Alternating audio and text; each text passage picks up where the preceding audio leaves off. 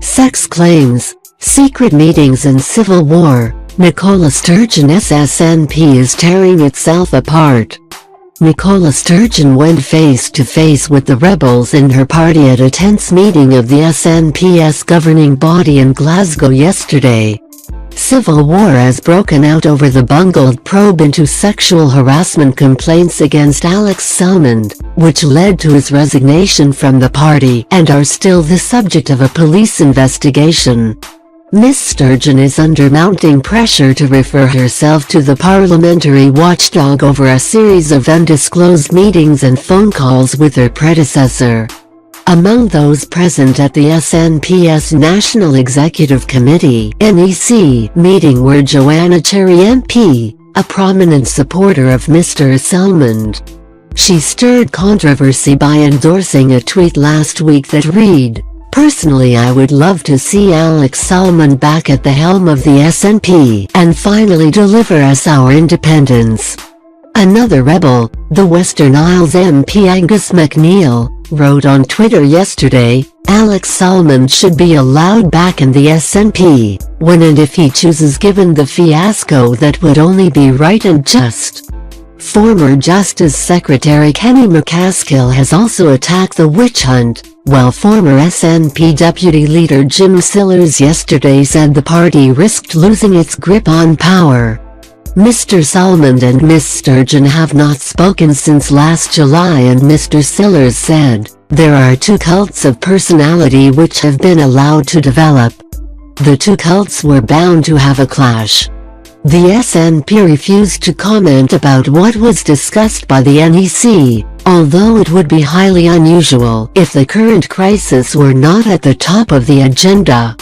A source close to Mr Salmond said, "It certainly would have been interesting to have been a fly on the wall." Two female civil servants made formal complaints against Mr Salmond in January last year, dating back to his time in Bute House, although he fiercely denies any wrongdoing. A probe was launched, but Ms Sturgeon only learned about it in April, when Mr Salmond requested a meeting through an intermediary. Despite insisting it was a party matter, Ms Sturgeon's chief of staff was also present when Mr Salmond came to her home. In addition, she did not declare the discussions to Permanent Secretary Leslie Evans until June, a day before another meeting with her one-time mentor. There was one final further face-to-face encounter the following month, as well as phone calls in April and July. After the investigation was leaked to the media in August, Mr Salmond brought a crowd-funded legal action against the Scottish government. Last week, the government's case collapsed after it emerged the investigating officer had spoken to the two women before the complaints were lodged.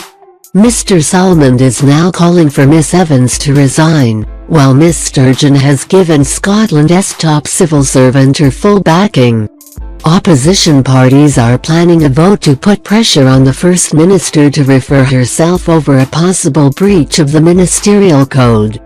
Scots Tory MSP Annie Well said the explanations heard so far did not wash. She added, "This week's revelations have only strengthened the need for a Scottish Parliament inquiry into this fiasco. If the NICOLA Sturgeon and the SNP government want to explain convincingly what has happened, then Parliament should be given the authority to do so. There is undoubtedly a need for us to get to the bottom of this." Scottish Labour leader Richard Leonard said the two courageous women who made the complaints had been badly let down by the system.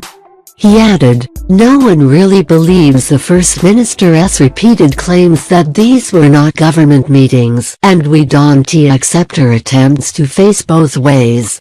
She claimed in Parliament on Tuesday that the investigation into the complaints had nothing to do with the SNP.